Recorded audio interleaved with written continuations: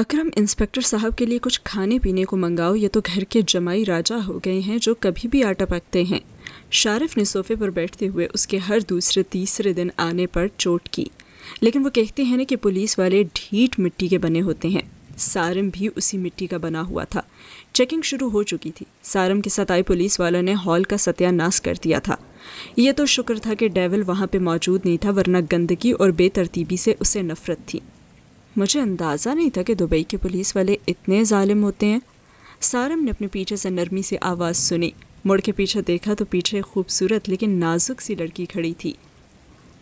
یہ لڑکی کون ہے؟ پہلے تو اسے تم لوگوں کے ساتھ میں نے کبھی نہیں دیکھا، اس نے شارف سے پوچھا۔ اس سے کیا پوچھ رہے ہو؟ مجھ سے پوچھیں انسپکٹر صاحب، جتنے اچھے طریقے سے میں آپ کو بتاؤں گی نا، کوئی بھی نہیں بتا پائے گا۔ وہ سارم کے قریب آتے ہوئے بولی۔ حد میں رہو لڑکی، یہ نہ ہو کہ اس ہاتھ میں ہتھ کڑی پہنا کے میں تمہیں اندر کر دوں۔ اس نے ایک جھٹکے سے اسے سائڈ پر کیا۔ ہائے ظالم، کیا دھمکیاں دیتے ہو؟ دل کرتا ہے خود ہی تمہاری جیب سے ہتھ کڑی نکال کر پہن لوں۔ اور انسپکٹر صاحب معصوم لوگوں کو نہیں تڑپاتے، پلیز پہنا دینا ہماری معصومہ کو ہتھ کڑی۔ دیکھیں نا کیسے منتیں کر رہی ہے آپ کی۔ شارف نے جیسے اس کی سفارش کی تھی۔ معصومہ؟ ضرورت سے زیادہ معصوم ہے یہ، اور ہتھ کڑی تو میں ضرور پہناؤں گا اسے، لیکن فی الحال میں اپنا کام کرنے آیا ہوں، اگلی بار ان کے لیے ہتھ کڑی ضرور لے کر آؤں گا۔ معصومہ نے بھی معصومیت سے آنکھیں پٹ پٹائی، جبکہ معصومہ کی بات سن کر آگے پیچھے ڈیول کے سبھی آدمی دبی دبی ہنس رہے تھے۔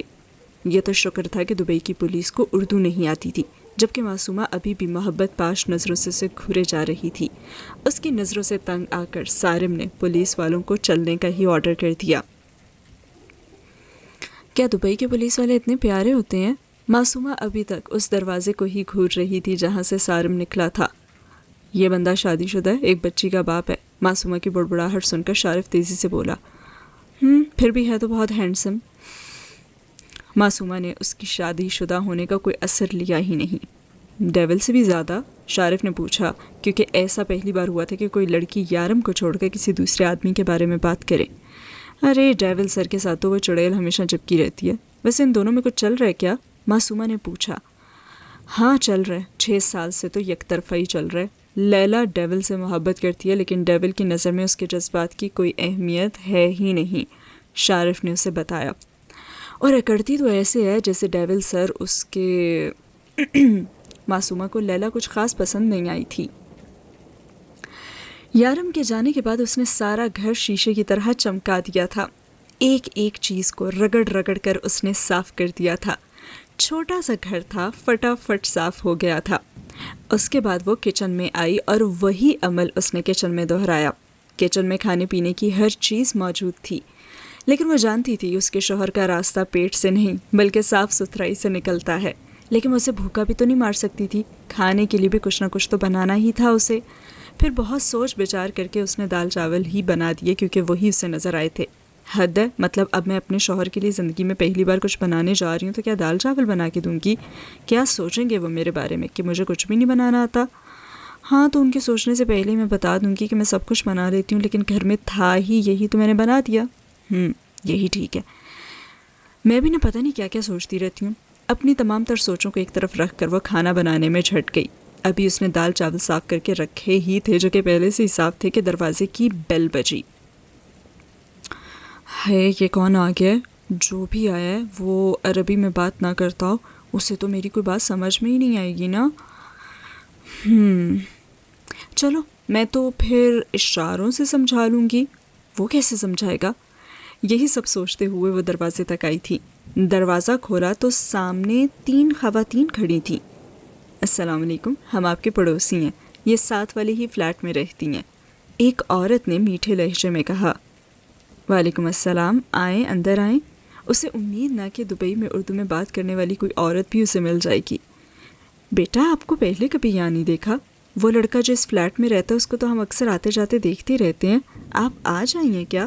دوسری عورت نے اس سے سوال کیا۔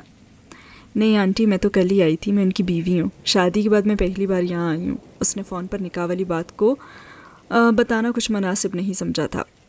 اچھا، بہت اچھی بات ہے، بیچارہ ویسے بھی اکیلے ہی رہتا ہے، اب تم آ گئی ہو نا تو اس کی تنہائی بڑھ جائے گی۔ وہ عورتیں اسے باتوں میں لگا کے ادھر ادھر کی باتیں بتانے لگیں اور کچھ ہی دیر میں اسے یہ بھی بتا دیا کہ بلڈنگ کے کون کون سے گھروں میں نہیں جانا اور کون سی عورتیں اچھی ہیں اور کون سی عورتیں اچھی نہیں ہیں، اور وہ بھی سب کی باتوں کو ایسے ذہن نشین کر رہی تھی جیسے وہ ہر کسی کے گھر میں جانے بھی والی ہو۔ بلکہ تم ایسا کرنا کہ کل ہم ایک پارٹی رکھیں گے، اس میں ہم بلڈنگ کی ان سب عورتوں کو بلائیں گے جن کے ساتھ تم اٹھ بیٹھ سکتی ہو، تمہاری عمر کی لڑکیاں بھی ہوں گی وہاں پہ۔ جی آنٹی، میرے شوہر آ جائیں گے تو میں ان سے پوچھ کر آؤں گی۔ ہماری بلڈنگ میں بھی شوہر کی اجازت سے آیا جایا کرو گی کیا؟ خیر وہ منع تو نہیں کرے گا، لیکن پھر بھی تم پوچھ لینا، مگر آنا ضرور، ہم تمہارا انتظار کریں گے۔ اور تھوڑی دیر مزید بیٹھ کر وہ چلی گئیں۔ یا اللہ، اب کیا امی اور آپی کی طرح میری بھی سہیلیاں ہوں گی جو گھر آیا کریں گی؟ ہے کتنا مزہ آئے گا نا، کیا خاک مزہ آئے گا۔ یہ سب تو مجھ سے اتنی بڑی ہیں، لیکن ہاں انہوں نے یہ بھی تو کہا ہے کہ وہاں میری عمر کی بھی لڑکیاں ہوں گی۔ تیز تیز پیاز کاٹتی وہ خود ہی بڑبڑائی جا رہی تھی۔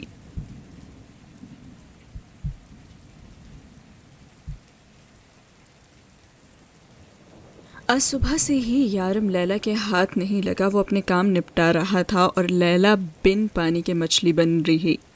اسے ساری رات یہ سوچ کر بھی نیند نہیں آئی کہ وہ دونوں ایک ہی ساتھ ایک ہی فلیٹ میں ہوں گے، جبکہ یہ بات تو لیلا سے چھپی ہوئی نہیں تھی کہ کسی قسم کی لڑکی یارم کو تو اٹریکٹ کرتی ہی نہیں، لیکن پھر بھی یارم تھا تو مرد، یہ کیسے ہو سکتا ہے کہ اتنی خوبصورت معصوم سی لڑکی اس کے پاس ہو اور وہ بالکل بھی اس میں دلچسپی نہ لے۔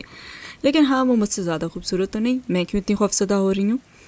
وہ بھی اس لڑکی کے لیے جس سے صرف ڈیول بچانا چاہتا ہے۔ شاید میں کچھ زیادہ ہی سوچ رہی ہوں، وہ لڑکی تو ویسے بھی کچھ ہی دنوں میں چلی جائے گی نا، بس اس کے گھر والوں کے بارے میں پتہ لگنے کی دیر ہے۔ اور ویسے بھی وہ لڑکی تو شادی شدہ ہے، ڈیول کسی شادی شدہ لڑکی میں تو کبھی بھی دلچسپی نہیں لے گا۔ لیکن وہ سارا دن لڑکی اس کے گھر پر کر کیا رہی ہوگی؟ وہ ساتھ ساتھ تیز تیز چلتی ہال کے چکر کاٹ رہی تھی اور ساتھ ہی ساتھ بڑبڑا رہی تھی۔ چل کے دیکھ لیتے ہیں، شارف نے کہا۔ تمہارا مطلب ہے کہ ڈیول کے گھر چلتے ہیں؟ ہاں میرا مطلب ہے ڈیول کے گھر چلتے ہیں۔ ہم ڈیول کو کہتے ہیں کہ آج ہم چاروں ساتھ ڈنر کریں گے اور ساتھ اس لڑکی کو بھی لے لیتے ہیں۔ یقین کرو ڈیول کا اس لڑکی کو بھوکا مارنے کا نا کوئی ارادہ ویسے نہیں ہوگا۔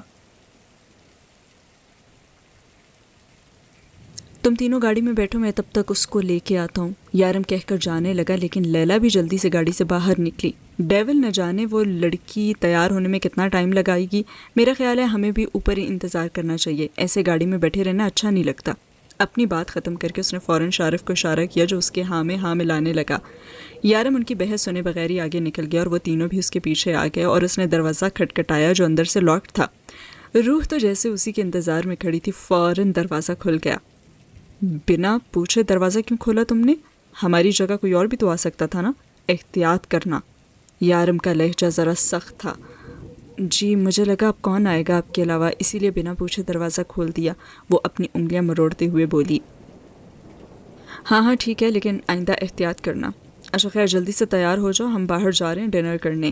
یارم نے اپنے پیچھے کھڑی بندوں کو اتنی بھی اہمیت نہ دی کہ گھر کے اندر بلا لے، لیکن وہ اتنی بے مروت تو نہ تھی اور کہنے لگی کہ اچھا کھانا تو میں نے بنا دیا ہے۔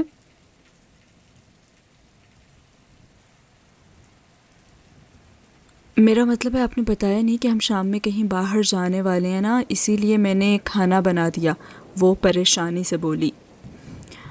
اچھا کوئی بات نہیں لڑکی، وہ کھانا تم فریج میں رکھ دو اور ہمارے ساتھ چلو، خضر جلدی سے بولا۔ لیکن اس کے بعد پر یارم نے گھوم کر اسے دیکھا۔ پہلی بات اس کا نام لڑکی نہیں روح نور ہے، دوسری بات اس نے کھانا بہت محنت سے بنایا اور اب تم لوگ ڈنر یہیں کرو گے، اور تیسری بات میں اپنی بات دہرانے کا عادی نہیں ہوں۔ بس اتنا کہہ کر وہ اندر چلا گیا اور وہ تینوں شرافت سے اس کے قدموں کے ساتھ قدم ملاتے ہوئے اندر آئے اور آ کر بیٹھ گئے۔ لیلا کا تو مانو بس ہی نہیں چل رہا تھا کہ وہ کچھ کر بیٹھے جب تک یہ تینوں یہیں رہے، یارب کمرے سے باہر ہی نہ نکلا۔ لیکن خضر اور شارف نے کھانے کی اتنی تعریف کی کہ شاید کبھی زندگی میں کسی نے کی ہی نہ ہو، جبکہ لیلا نے اپنا منہ بند ہی رکھا۔ پھر وہ تینوں چلے گئے تو روح نے یارم کے کمرے کا دروازہ بجایا۔ وہ تینوں چلے گئے، اس نے پوچھا جی چلے گئے ہیں؟ اچھا تم کھانا لگاؤ میں آ رہا ہوں۔ یہ بات کہنے کے بعد اسے یاد آیا کہ وہ اس کی اصلی بیوی نہیں ہے۔ جی وہ میں یہی تو بتانے آئی تھی۔ اس کے کمرے کے اندر وہ آ گئی اور وہ لیپ ٹاپ پر کام کرنے میں مصروف تھا۔ اسے ایک نظر اس نے دیکھا، وہ صبح والے لباس میں ہی تھی۔ کیا بتانے آئی تھی تم؟ یارم نے اسے نظروں کے حصار میں لیتے ہوئے پوچھا۔ وہ مجھے پتہ نہیں تھا آپ کے دوست بھی کھانے پر آئیں گے، تو جتنا کھانا میں نے بنایا تھا وہ ختم ہو گیا، اب ہم دونوں کو بھوکا ہی سونا پڑے گا۔ اس نے معصومیت سے کہا۔ دونوں کو مطلب تم نے بھی کھانا نہیں کھایا؟ اور اس نے نفی میں سر ہلا دیا۔ لڑکی تم کیا پاگل ہو؟ کم از کم خود تو کھا لیتی۔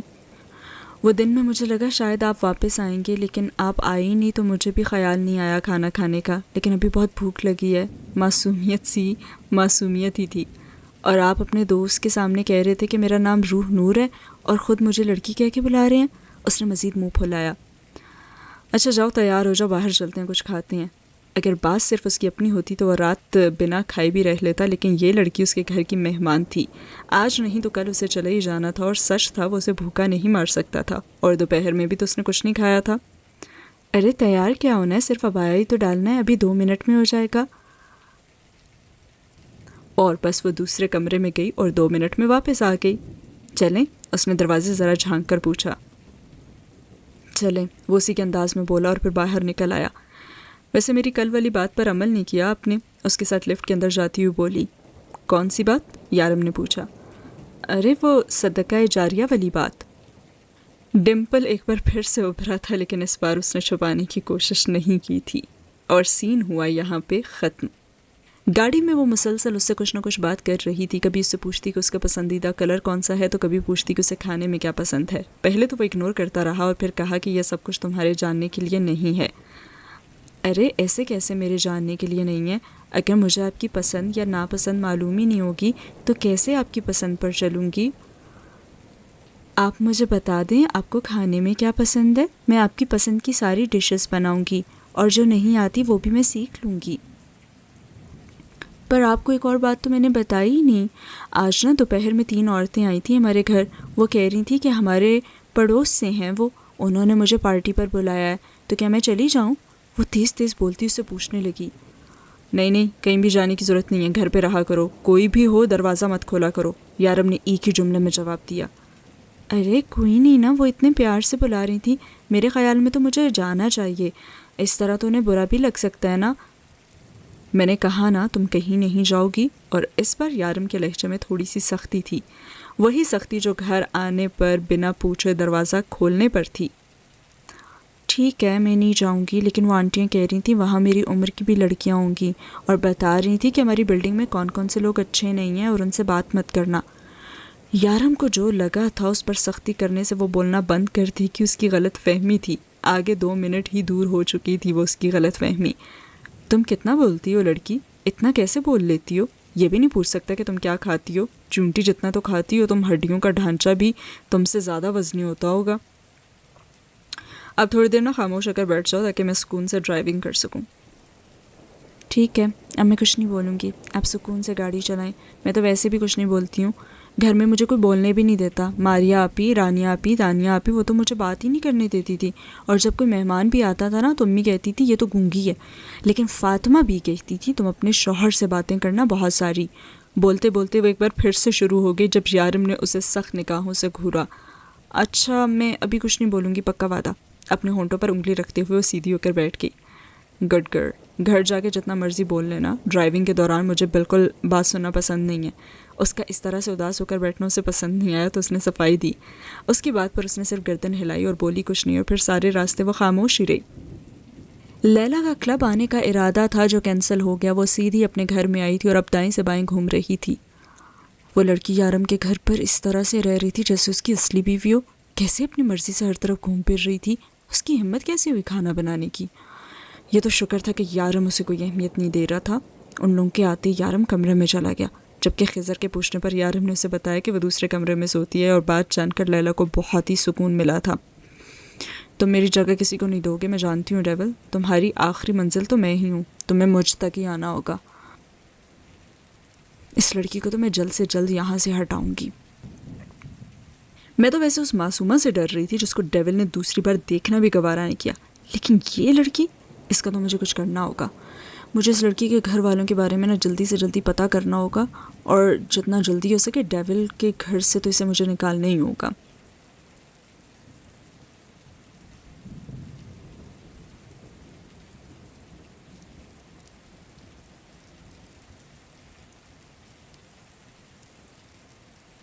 گاڑی آ کر بلڈنگ کے باہر رکی۔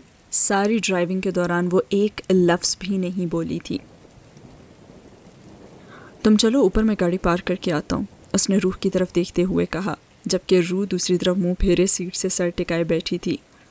لڑکی، میں تم سے بات کر رہا ہوں، گاڑی سے نیچے اترو اور اوپر جاؤ۔ سنو، میں تم سے، اس نے روح کا کندھا ہلا کر دیکھا تو وہ سو رہی تھی۔ یا اللہ، میں نے کیسے سوچ لیا یہ لڑکی میرے ایک بار کہنے کے بعد بات نہیں کرے گی، یہ تو سو رہی ہے، اور اگر سو نہ رہی ہوتی تو اب تک تو میرا دماغ کھا ہی چکی ہوتی۔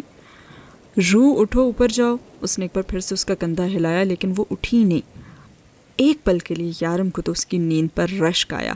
ایک دن بھی اگر یارم ایسی نیند لے لینا تو اگلے دن صبح اس کی ڈیڈ باڈی ہی ملے۔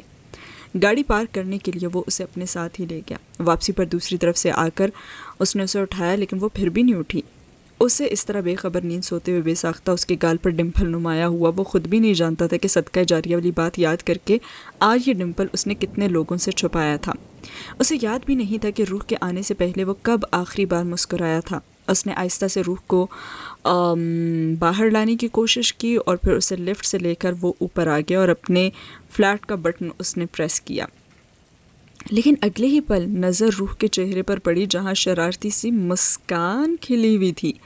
اس نے غور سے اس کے چہرے پر دیکھا جہاں وہ بار بار ایک آنکھ کھول کر اسے دیکھ رہی تھی، لیکن پھر بھی اسے اندازہ ہو گیا کہ روح کی شرارت کو وہ پکڑ چکا تھا۔ میں تو ہڈیوں کے ڈھانچے سے بھی گئی گزری ہوں، اس سے بھی کم وزن ہے میرا، اب مزہ آیا؟ اور شرارت سے چہرے چمکا کے وہ بولی۔ اس کے مسکراتے چہرے کو دیکھ کر ایک بار پھر سے اس کے چہرے پر مسکراہٹ پھیل گئی، لیکن اس نے آپ کا نام کیا؟ اچانک سوال پر یارم نے اس کا چہرہ دیکھا۔ کیوں؟ نکاح نامے پر نہیں دیکھا تھا؟ وہ یہ سوال پوچھنا تو نہیں چاہتا تھا، پھر نہ جانے کیا سوچ کر اس نے پوچھ لیا۔ تب تو مجھے ہوش ہی نہیں تھا نام دیکھنے کا، اب تو یہی سوچ کے میں پریشان ہو رہی تھی کہ مجھے اپنا گھر چھوڑ دینا پڑے گا۔ آپ کے دوست آپ کو وہ کیا بولتے ہیں؟ ہاں، ڈیول۔ یہ کیسا عجیب سا نام ہے؟ پہلے تو میں نے سوچا ہو سکتا ہے آپ کا نک نیم ہوگا، ایسا عجیب سا نام تو کوئی والدین رکھتے نہیں ہیں نا۔ بتائیں نا، یہی نام ہے نا آپ کا، ڈیول؟ ہاں، یہی نام ہے میرا، اب بالکل خاموش ہو جاؤ نہیں تو یہیں پھینک دوں گا۔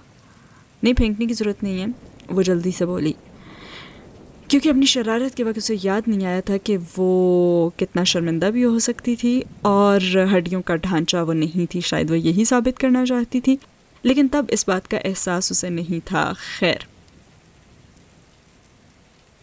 وہ یہی سوچ رہی تھی کہ یہ شخص اس کا ہو گیا تو وہ مر ہی جائے گی۔ یارم نے نہ تو اس کو جانے دیا بلکہ اسے صوفے پر جا کے بٹھا دیا، اور اس نے کہا کہ یہاں بیٹھو آرام سے اور میری بات سنو۔ وہ اس کے سامنے آ کر بیٹھ گیا۔ کچھ کھایا پیا کرو ورنہ جتنا تمہارا وزن ہے نا، ہوا سے ہی تم اڑ جاؤ گی، اور اس طرح سے اکیلی باہر مت نکلنا، یہ نہ ہو کہ ہوا تمہیں اڑا کے کہیں اور لے جائے اور میں پھر تمہیں ڈھونڈ بھی نہ پاؤں۔ اور اپنا ڈمپل چھپاتے ہوئے اٹھا اور کچن میں آ گیا۔ 2 کپ اس نے چائے بنائی، 1 کپ لا کر اس کے سامنے رکھا۔ وہ جو حیران و پریشان سوچ رہی تھی کہ وہ اس سے اپنا بدلہ لے چکی ہے، سب دھرے کا دھرا رہ گیا۔ وہ تو ابھی بھی ہڈیوں کا ڈھانچہ ہی اسے کہہ رہا تھا، بلکہ اب تو ہوا میں اکیلے نکلنے سے بھی منع کر رہا تھا۔ اللہ کرے میں اتنی موٹی ہو جاؤں کہ آپ میری ایک پھونک سے اڑ جائیں۔ کیا میں اسے بد دعا سمجھوں؟ وہ جو آرام سے ٹانگ پہ ٹانگ رکھے بیٹھا تھا اسے دیکھ رہا تھا، پرسکون انداز میں بولا، نہیں، میں تو کسی کو بد دعا نہیں دیتی۔ بہت اچھا کرتی ہو، اب جاؤ تم روم میں اور آرام کرو۔ اسے حکم دے کر وہ اپنا لیپ ٹاپ اٹھا لایا۔ وہ اس زندگی سے باہر آیا تھا جس میں وہ جینا ہی نہیں چاہتا تھا۔ وہ جانتا تھا ایک سیدھی سادی زندگی اس کی منتظر نہیں ہے۔ وہ ایک ڈان ہے، گناہوں کا بادشاہ، ایک ڈیول، شیطان۔ یہی ہے اس کی حقیقت۔ وہ عام لوگوں کی طرح ایک عام زندگی اب نہیں گزار سکتا۔ یہ لڑکی جو اتنے سالوں کے بعد اسے یہ بتانے آئی تھی کہ وہ انسان ہے، ہنس بول سکتا ہے، کسی اور کی امانت تھی، کسی اور کی بیوی، ارے وہ کیوں اس کی طرف کھنچتا جا رہا تھا؟ کیوں وہ اس سے دور نہیں جا پا رہا تھا؟ وہ اس سے بات نہیں کرنا چاہتا تھا، اس کی بات کوئی سننا بھی نہیں چاہتا تھا، لیکن پھر بھی وہ یہ سب کچھ کر رہا تھا۔ آپ مجھ سے محبت کرتے ہیں؟ وہ اپنے لیپ ٹاپ پہ نظریں جمائے سوچوں میں ابھی ڈوبا ہی ہوا تھا جب اسے روح کی آواز سنائی تھی۔ نہیں، اس نے بڑی صفائی سے انکار کر دیا اور پھر اس کے چہرے کے تاثرات دیکھنے لگا۔ اب میں ہر نماز کے بعد دعا کروں گی کہ آپ کو مجھ سے محبت ہو جائے، وہ اداسی سے بولی۔ شاید اس کے رویے سے بھی اندازہ ہو چکا تھا کہ وہ اس سے محبت نہیں کرتا تھا۔ مت کرنا روح، ایسا غلطی سے بھی مت کرنا، کیونکہ اگر مجھے تم سے محبت ہو گئی نا تو دنیا کی کوئی طاقت پھر تمہیں مجھ سے الگ نہیں کر پائے گی، تم خود بھی نہیں۔ اگر مجھے تم سے محبت ہو گئی نا تمہاری زندگی میں سوائے پچھتاوے کا کچھ بھی نہیں رہے گا. تم ہر روز پچھتاؤ گی مجھ سے محبت کرنے پر، لیکن تمہارے پاس جائے فرار کوئی نہیں ہوگا. وہ بولتے بولتے صوفے سے اٹھا اور دوسرے کمرے میں چلا گیا، اور اندر سے زور سے دروازہ بند کرنے کی آواز آئی تھی، جبکہ کمرے کے باہر ساکت روح کھڑی تھی اور اس کے لفظوں کو معنی دے رہی تھی. اس کے الفاظ ابھی تک اس کے دماغ میں گھوم رہے تھے. کتنے مان سے اس نے اس سے پوچھا تھا کہ کیا آپ مجھ سے محبت کرتے ہیں، اور اس نے صاف ہی لفظوں میں انکار کر دیا تھا. اس کے فقط ایک لفظ نے اسے کتنا دکھ دے دیا تھا. وہ ساری رات سو ہی نہیں سکی تھی اور وہ دائیں سے بائیں چکر لگاتی رہی تھی. کل رات کتنے دعوے سے اس نے کہا تھا نا کہ وہ دعاؤں میں اسے حاصل کر لے گی، اور اسے یقین تھا کہ دعا تو سب کچھ بدل دیتی ہے. وہ اس شخص کو اس سے نہیں مانگے گی، بلکہ وہ اس شخص کو تو اللہ سے مانگے گی، اور اللہ اسے ضرور دے دے گا. وہ جب سے یہاں آئی تھی اس نے ایک چیز بہت ہی نوٹ کی تھی کہ وہ اس سے کھچا کھچا رہتا تھا. بات بھی خاصا وہ دور بیٹھ کے کرتا تھا اور الگ کمرے میں بھی رہتا تھا.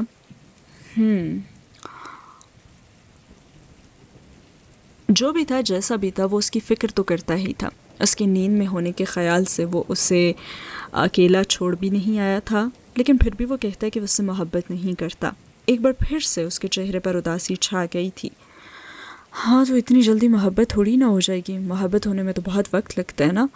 لیکن مجھے کیوں نہیں وقت لگا؟ اپنے خیالوں میں سوچتے ہوئے اچانک ایک سوچ پر وہ رکی. اسے وقت نہیں لگا تھا، مطلب اسے محبت ہو چکی تھی. کیا وہ اس شخص سے محبت کرنے لگی تھی؟ ٹہلتے ٹہلتے وہ خاموشی سے اپنے نرم گرم بستر پہ بیٹھ گئی. ہاں، وہ شخص سے بات بات پر تھپڑ نہیں مارتا تھا، اسے گدھوں کی طرح کام نہیں لیتا تھا، بات بات پر اسے تانے نہیں دیتا تھا، منحوس نہیں کہتا تھا. اسے سونے کے لیے کتنی اچھی جگہ ملی. اس کی بہنوں نے کبھی خواب میں ایسا بستر نہ دیکھا ہوگا جہاں وہ پچھلے 2 راتوں سے آرام کر رہی تھی. اور سب سے خاص بات، فاطمہ بی نے کہا تھا شوہر سے محبت ہونے کے لیے انتظار نہیں کرنا پڑتا، وہ تمہارا محرم ہے، خود ہی تمہارے دل میں اپنی جگہ بنا لے گا. اور اس نے بنا لی. وہ کملی سی لڑکی اس شخص سے محبت کر بیٹھی تھی، یہ جانے بغیر کہ جسے وہ اپنا شوہر اور اپنا محرم سمجھتی ہے وہ تو ایک درندہ ہے. صبح فجر کے وقت وہ اپنے کمرے سے باہر نکلا تو اس کا ارادہ روح کے اٹھنے سے پہلے ہی چلے جانے کا تھا. وہ اب مزید اس کے وہاں پہ نہیں رہنا چاہتا تھا اور ایک فاصلہ قائم رکھنا چاہتا تھا. وہ نہیں چاہتا تھا کہ جس دعوے سے کل روح نے کہا ہے کہ وہ اسے دعاؤں میں حاصل کرے گی، اور سچ تو یہ تھا کہ وہ نہیں چاہتا تھا کہ روح کو اس سے محبت ہو جائے، کیونکہ عورت اپنے دل میں کسی آدمی کو ایک ہی بار جگہ دیتی ہے. وہ اپنے دل کے دروازے ایک ہی بار کھولتی ہے اور صرف ایک ہی شخص کے لیے، اور پھر مرتے دم تک اسی سے محبت کرتی ہے. اس کو اپنے شوہر کے پاس چلے جانا تھا، وہ کسی اور کی جگہ نہیں لے سکتا تھا. وہ اپنے کمرے سے باہر نکلا جب نظر سامنے زمین پر صوفے کے ساتھ بیٹھی روح پر پڑی. وہ جائے نماز بچھائے بیٹھی دعائیں مانگ رہی تھی، مطلب نماز ادا کر چکی تھی. وہ اس کی آہٹ محسوس کر چکی تھی، تو اس طرح سے جانا تو پھر بیکار تھا. وہ بھی اس کے قریب صوفے پر آ کر بیٹھ گیا، لیکن اس نے سوچا تھا کہ جتنی جلدی یہ دعا ختم ہوگی اتنی جلدی ہوئی نہیں تھی، اور وہ دعا سے فارغ ہو کر اٹھی. 5 منٹ کی نماز پڑھتے ہو تم لوگ اور 15 منٹ کی دعائیں مانگتے ہو، وہ ہنستے ہوئے بولا. اور اس کی بات سن کر وہ بھی مسکراتی. میں اس سے پہلے زیادہ دعائیں نہیں مانگتی تھی، لیکن اب میں بہت لمبی لمبی دعائیں مانگتی ہوں. مجھے اللہ سے بہت قیمتی چیز چاہیے، اور کہتے ہیں نا کہ چیز جتنی قیمتی ہو اتنی لگن سے مانگنی چاہیے. وہ جائے نماز سمیٹ کر ایک طرف رکھتے ہوئے بولی، ایسی کون سی قیمتی چیز ہے جو تم خدا سے مانگ رہی ہو؟ انداز اتنا خوبصورت تھا کہ پوچھے بنا وہ رہ ہی نہ سکا. آپ، ایک لفظی جواب تھا. کیا مطلب؟ میں سمجھا نہیں.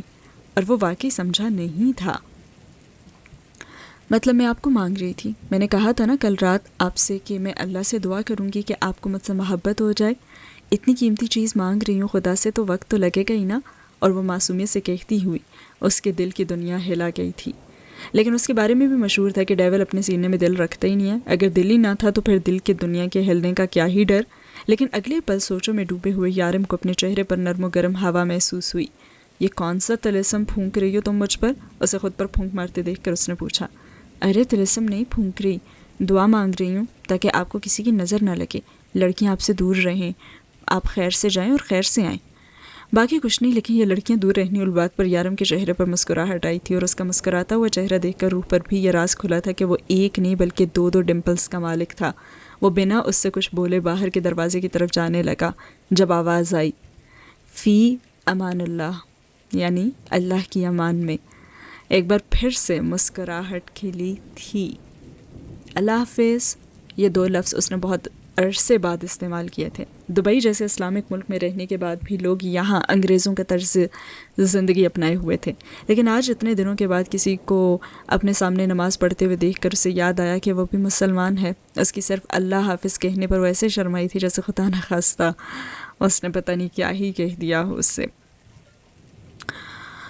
ڈیول، میں نے اس لڑکی کے بارے میں سب کچھ پتہ کروا لیا ہے۔ وہ جس جہاز سے آئی تھی، اس کی seat, passport, I D card, اصل میں وہ کوئی اور لڑکی ہے جس کا کارڈ اس نے یوز کیا ہے۔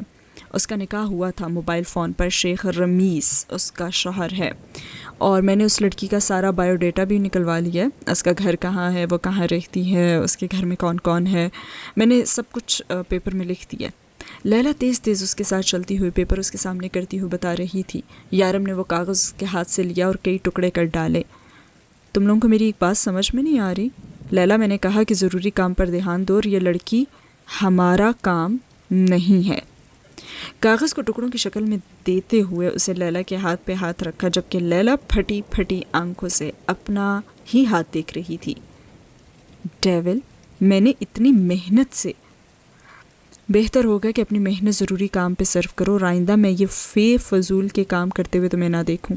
اس پر سخت نگاہ ڈالتا ہوا وہ اپنے کمرے میں چلا گیا تھا، اور سین ہوا یہاں پہ ختم۔ روح کھانا بنا کے فارغ ہوئی تو آ کر صوفے پر بیٹھی۔ یارم نے اسے آگے پیچھے کہیں بھی جانے سے تو منع کر دیا تھا، جبکہ یہ فلیٹ ہر طرف سے بند تھا۔ اسے پہلی نظر میں یہ فلیٹ جتنا خوبصورت لگا تھا، اب اسے اتنا ہی برا لگ رہا تھا، کیونکہ وہ تو کھلے ماحول میں رہنے کی عادی تھی اور یہاں سب کچھ بند تھا۔ اسے فی الحال نہ اے سی اچھا لگ رہا تھا اور نہ ہی فلیٹ۔ اسے عجیب سی گھٹن ہو رہی تھی یہاں، اور بہت دیر سوچنے کے بعد پھر وہ فلیٹ سے نکل ہی گئی۔ جس چیز سے اسے ڈیول نے منع کیا تھا وہ اس نے کر دی تھی۔ بلڈنگ کے سامنے پارک تھا، اس کا ارادہ کچھ دیر وہیں جا کر بیٹھنے کا تھا۔ اکیلے میں اسے ڈر تو بہت لگ رہا تھا، لیکن اس جگہ اس نے ساری زندگی گزارنی تھی، اس طرح سے ڈرتے ڈرتے تو وہ نہیں گزار سکتی تھی، اور یہاں پارک میں بہت ساری عورتیں بھی تھیں۔ وہ فلیٹ لاک کر کے اس پارک کے ایک بینچ پہ جا کے بیٹھ گئی۔ تھوڑی دیر تازہ ہوا لینے کے بعد اب اس کا واپس جانے کا ارادہ تھا، جب اچانک گولیاں چلنے کی آوازیں آنا شروع ہوئیں۔ ایک آدمی بھاگتے ہوئے تیزی سے اس کے پاس سے بھاگتا آگے بڑھ گیا، جبکہ مکمل کالے یونیفارم میں پولیس اس کے پیچھے بھاگ رہی تھی، اور گھبراہٹ کے مارے اس کے ہاتھ پیر کانپنے لگے۔ یقیناً وہ کوئی چور تھا جو پولیس سے بھاگ رہا تھا، لیکن پولیس ایسے پبلک پلیسز پر گولیاں تو نہیں چلا سکتی، تو کیا وہ کوئی قاتل تھا، کوئی خطرناک مجرم جس کا گرفتار ہونا بہت ضروری تھا؟ ابھی تھوڑا ہی آگے بھاگا تھا جب پولیس نے اس کی ٹانگ پر گولی ماری اور وہ وہیں لیٹ گیا۔ سارے لوگ جلدی سے وہاں جمع ہونے لگے۔ وہاں جانا نہیں چاہتی تھی، لیکن پارک میں اب کوئی بھی موجود نہیں تھا، اور بلڈنگ کے آس پاس کا سارا ہی ایریا ویران ہو چکا تھا۔ وہ گھبراتے ہوئے اس جگہ پر چلی گئی جہاں اس چور کو گولی لگی تھی، اور پولیس اسے گرفتار کر چکی تھی۔ وہ آہستہ آہستہ چلتی بالکل ان لوگوں کے پاس جا کر کھڑی ہوئی۔ پولیس والے اس آدمی کو دبوچے زمین سے لگائے ہوئے تھے، جبکہ وہ مسلسل ہل رہا تھا۔ انسپکٹر سارم تیزی سے اس کے قریب آیا۔ ڈیول کے آدمی ہو نا؟ تم جلدی بولو، اسی نے بھیجا تھا نا تمہیں رستم کو مارنے کے لیے؟ وہ اردو میں اس سے پوچھ رہا تھا۔ شاید آگے پیچھے کے لوگ نہ سمجھے، اس لیے میں کسی ڈیول کو نہیں جانتا، چھوڑو مجھے، وہ غصے سے غرایا۔